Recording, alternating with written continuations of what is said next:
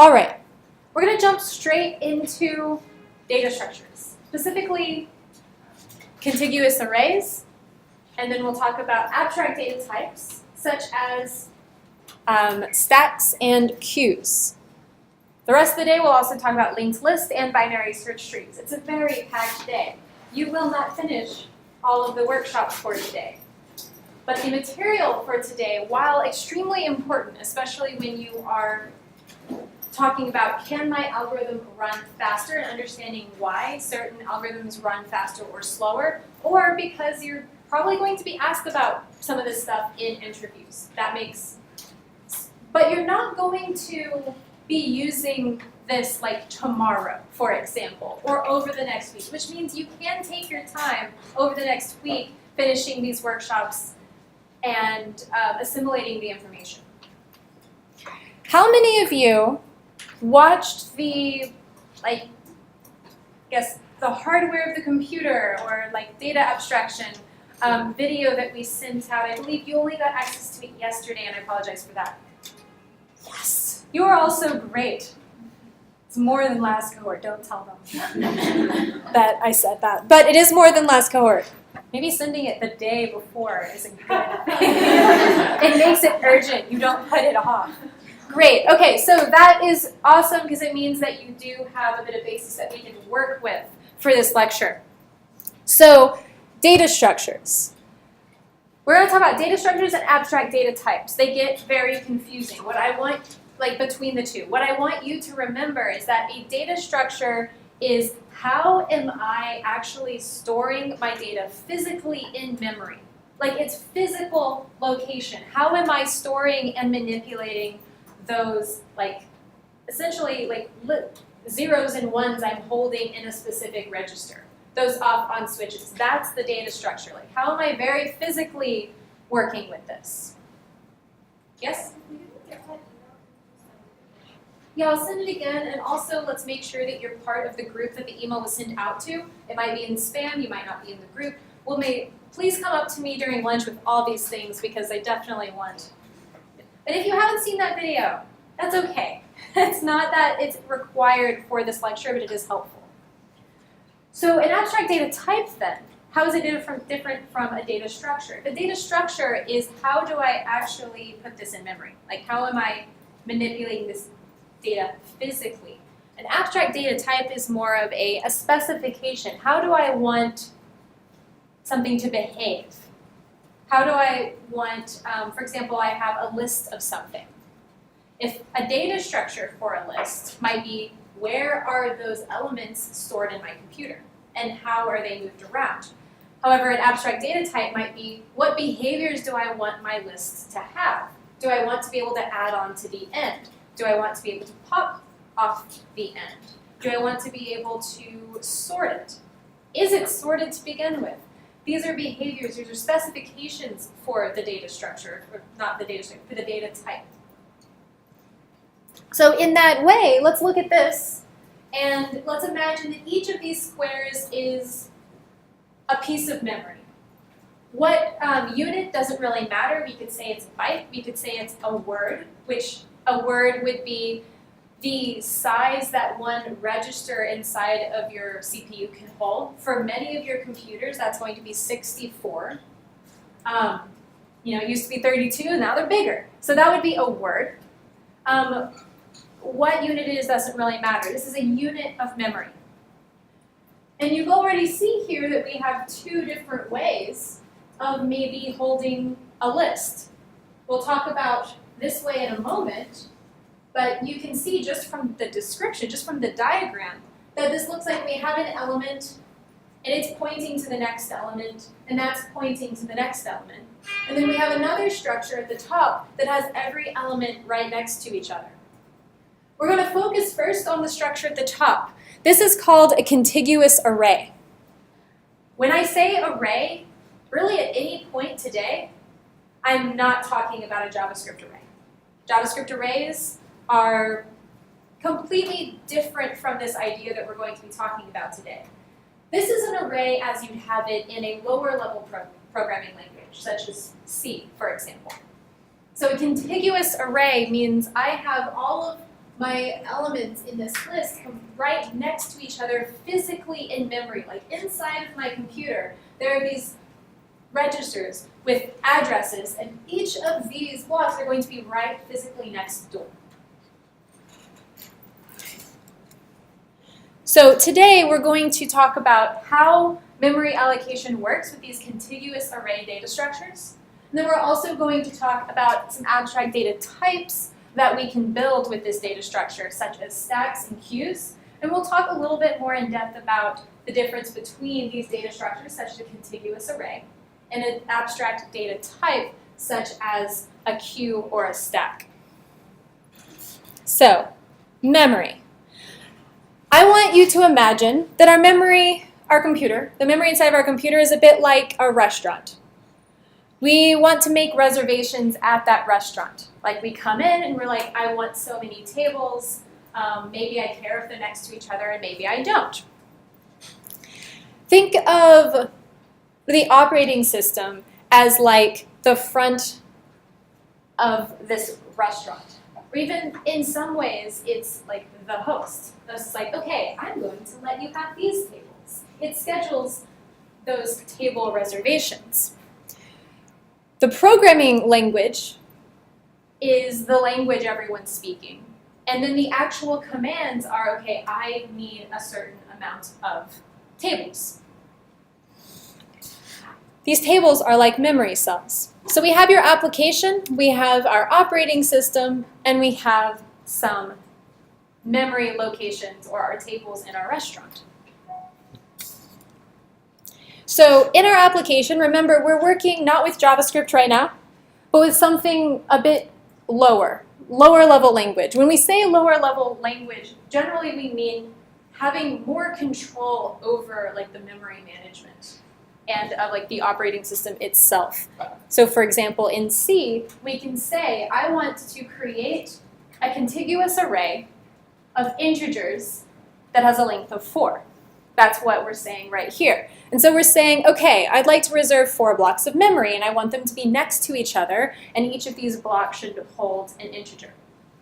So then it's going to be up to the operating system, once my code is compiled, of course, to say, okay, you need integers, so you need so much room. So maybe not a whole word, right? Maybe not a whole register. Maybe it's just a byte for each one. So the operating system says, cool, I'll see what I have available. And gives me these first 4 blocks because they need to be next to each other. It's not going to give me 1, 6, 7, and 12 because by saying this int bracket 4, I'm asking for a contiguous array. So let's look at this without the metaphor. Here I have 4 memory locations. Can someone tell me what this 0x stands for? It means it's an hexadecimal. Exactly, it's a hexadecimal. So we have, usually we're using base 10, right? But there are many other bases that we could talk about. There are many bases that we use that we don't even realize. What about time? What base is time? 60. So we count up to 59. Then we start over and say, okay, now we have 1 hour. I count up to 59, I start over, and then I have 1 hour. So we're essentially counting in base 60. We don't even realize it half the time. So we use base 10 for most things. This is really completely arbitrary, to be honest. We probably did that because we have 10 fingers. But we use base 2 for most things in computer science, so binary, which means that we count 0, 1. There is no 2, there's only 0 and 1. It's like, okay, so now I have 1 set of 2s. Now I count again, 0, 1. Now I have 2 sets of 2s. I do believe that video goes into a little bit more detail, so please take a look at it when you have the chance. Hexadecimal is base 16. Why do we use base 16? Anyone have a guess? It's really easy to convert back and forth from base 16 to binary. It is. It's very easy to convert base 16 to binary. We could have these be binary. They are, in a sense, binary. That gets very long and very complex very quickly. I don't want to write these memory addresses in binary. So we use hexadecimal instead because it is easy to convert. We use the 0x to essentially say, hey, this is hexadecimal. This isn't 40 in decimal, it's 40 in hex. So these are often memory locations are going to be shown in hexadecimal. So we have 4 memory locations right next to each other. And I want to create my contiguous array of 4. So I found them. There they are. And now I say I want the first element, so at index 0, to be 9. The reason we start at 0 is because this is essentially saying, go find the memory address of my array, which is going to be this hex 40, or I'm going to say 40, hex 40. And that's going to be the memory address of my array. This index is saying, okay, now add this number to it to get to that memory address. This is what makes contiguous arrays very quick. This is saying OX40 plus 0. And I'm going to put a 9 there. So now if I want to put something at index 2, it's saying find hex 40 and add 2 to it. And so I can go over to OX42. What's cool about that is, did I actually look at this one, then look at this one, and then look at this one? No, I didn't have to make those steps. I did a math, I did arithmetic, right? That's all my operating system had to do in order to get to this third element. So I'm going to put a 3 there. And now I can do the same thing. I want to grab the value that is at the index of 2 in my array. So again, my array is hex 40.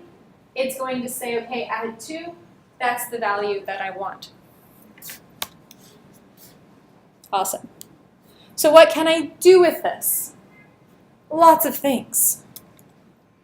I can create a stack. This is the best kind of stack, a short stack. And stacks are an abstract data type. What I mean by that is that this has nothing to do with code at all. Let's assume that these are not connected. Is this a stack? Yes. A stack is the last thing that I put on is the first thing that comes off. So if I have a stack of papers, I can add something to the stack, and then I can take something off the top of the stack. This is not a data structure because it has nothing to do with memory management inside of a computer. But it does have an order. So they have an order, right? It does, I can add paper to my stack. I can take paper off the top of my stack. I do not take things out of the middle of the stack. That's not how this particular stack of papers is meant to be used. I like cafeteria trays a lot because cafeteria trays, for this example, like, unless the top one is dirty, do you ever take the bottom of the cafeteria stack trays? Generally not. I guess you could just be honoring, but that's not the way the system's intended to be used. So this has nothing to do, doesn't have to do anything with code. But it is a specification for code. So we want to be able to make a new stack, add an element to the stack, so that's push and pop our array methods. Those array methods allow us to easily use a JavaScript array as a stack. So how would we do this if we were using a contiguous array rather than a JavaScript array with push and pop methods to implement this stack? Well, first, we need to say where does our stack start, which means we'll need a pointer to where that stack starts. Or really the top of the stack, rather. Because when we're using a list, we have a memory address for where that list starts. So in this case, it might be 40. But that might not be the last element in the stack that we then want to take off. So I'm going to create a head variable and point it to the next place in the stack that I'm going to be putting an element. So essentially the top. You could also have called this top if you wanted. Whatever makes sense. So if I push something on, I know head is the end, so I'll put my element there. So under the scenes, inside of my push method, I'm having to say something like this stack at the index of head is equal to that value that I put in there. But it's being abstracted now by these methods because I've given us a specification of this is how I want the stack to be used. If I push on 9, same thing happens. Now if I pop one off, I can move head back down, take off that element, and now head is ready for the next element to be pushed on the stack. The cool thing about a stack here is there we go. If I have 3 and 9, I don't have a way to get 9. Well, if I had one more, let's say I had something here, then I don't have a way to get something out of the middle. And I shouldn't be getting something from the bottom, even though I probably do have a reference to it. Let's keep going. Cool. So, as review, this is what we've been talking about. Abstract data types just describe how the information is related. It's a specification, just as a programming language in its own way is a specification. When we write JavaScript, we are not telling the operating system how to move data around inside of the memory of our computer. We're just saying this is what I want to have happen. And the operating system, well, first our JavaScript engine, so V8 in our case, we'll talk more about that on Friday, is going to take that and say, okay, what data structure should I use? We don't really, in JavaScript, get to decide our data structures. We're using these data types saying this is the behavior that I want my code to have. Data structure is the actual implementation at a lower level programmatically. It describes how the information is actually stored in memory. So for example, if I have the array implementations, I'm using the contiguous array data structure, and I have a stack. For each of these behaviors that I want, I'm going to have to do something specific with the array to move that data around properly. Similarly, I have data types and some data structures that I can use to represent them. You might notice that there are multiple data structures that I can use for each data type. And there are many more data types than I have just right here too. So we've been talking about a stack, which is really just a more specific type of list. And we talked about how we can implement it using a contiguous array. But we could also use a linked list, which we'll talk about later. So there are different ways that we can work with our data, and they're going to have trade-offs. So a linked list and an array are both going to be good at different types of operations. So we talked about stack. A queue is pretty much the same thing going in an opposite direction. We are all very familiar with queues because we stand in them all the time. The queue, like a stack, is an ordered list, an abstract data structure, abstract data type, and we can add to the end, but instead of removing from the end like we do with a stack, we're going to remove from the front. Using array methods, what two operations are these? Okay, I'm hearing some. Cool. So adding to the end is what? Push. Yep, just like with a stack, but instead of popping, we are shifting. Right. So if I am doing now, creating a queue with my contiguous array, I'm going to need an extra variable because I'm pushing onto and pulling off of my list now in different places. So I need two different variables to hold those pointers. If I enqueue, then I'm going to move the tail of my contiguous array. Down 1, add my 3 to the beginning of the list. In queue again, and move the tail once more. Now I want to dequeue. Can someone walk me through the steps? If I want to dequeue, what do I need to do with my pointers?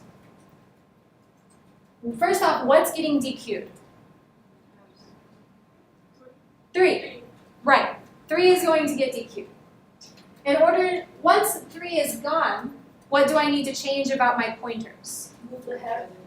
Exactly, I want to move the head. I'm essentially saying, okay, you can take off 3.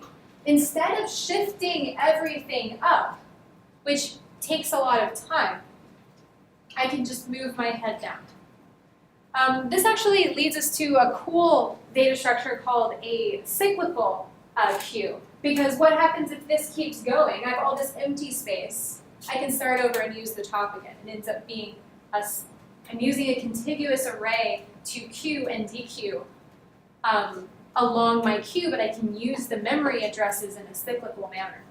Don't worry, we're not gonna make you do that today, but it's very fun, and actually I think it might be bonus on your workshop. I'm not sure. If not, remind me. I'll send you the specs out for it. Right, so if I also dequeue 9, my head and tail become the same. What should happen if I dequeue again?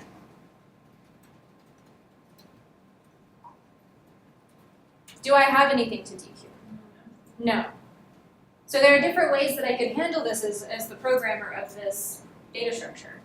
I could throw an error. I could do nothing. I think throwing the error would probably be a better solution. Silent errors are usually not great, but you should be checking for this.